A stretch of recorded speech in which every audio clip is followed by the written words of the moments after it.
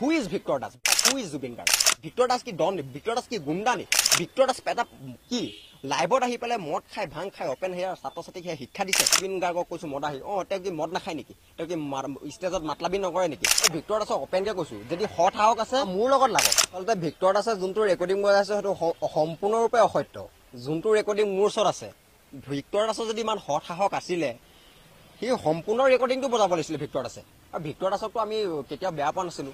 তেওঁ এজন শিক্ষক, তেওঁৰ ছাত্ৰ ছাত্ৰীক জ্ঞান দিয়ে, ইমান ভাল জ্ঞান দিয়া মানুহ, ইমান শিক্ষিত এজন ব্যক্তিয়ে ইমানখিনি ইমান তলৰ পৰ্যায়লৈকে কেনেকৈ যাব পাৰে আমি এইটো মানে একদম পুৰা নিজে ভাবিব পৰা নাই।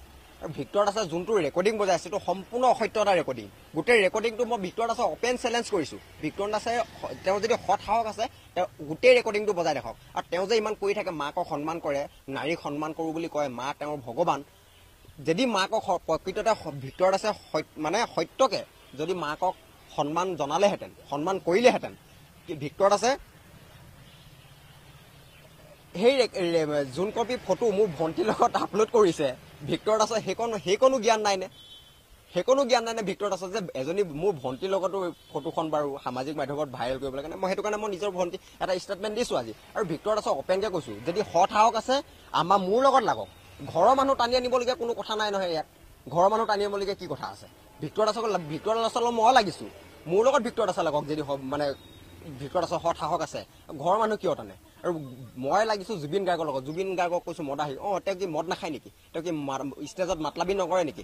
মাতলাবি কৰা এজন মানুহে আৰু ৰাজীৱ ভটিয়া হৈছে ৰাইজৰ আৱেগ। ৰাজীৱ ভটিয়া হৈছে এজন গণশিল্পী। গণশিল্পীক যেতিয়া এজন ইমান ডাঙৰ এজন শিল্পীয়ে চিনি নাপাওঁ বুলি কয়, তেনেহ'লে Zubeen Garg, who is Zubeen Garg? Who is Victor Das? Victor Das কি ডন নি? ভিক্টৰ দাস কি গুণ্ডা নি? ভিক্টৰ দাস এটা কি লাইভত আহি পেলাই মদ খাই ভাং খাই অপেন হেয়াৰ ছাত্ৰ ছাত্ৰীক শিক্ষা দিছে? ইমান শিক্ষিত এজন ব্যক্তিয়ে শিক্ষা দিছে নি ভিক্টৰ দাসে? ভিক্টৰ দাসে নৱপ্ৰজন্মক ভুল পথলৈ মানে ঠেলি দিছে ভিক্টৰ দাসে। আৰু ভিক্টৰ দাসক কৈছোঁ, যদি সৎ সাহস আছে অপেন গোটেই ৰেকৰ্ডিংটো যিমানখিনি 35 মিনিট 48 ছেকেণ্ড এটা ৰেকৰ্ডিং মোৰ ওচৰত আছে, 35 মিনিট 48 ছেকেণ্ডৰ ৰেকৰ্ডিংটো বজাওক। 30 ছেকেণ্ডৰ ৰেকৰ্ডিংটো বজাই পেলাই নিজৰ TRP ল'বলৈ বাহ নল'ব।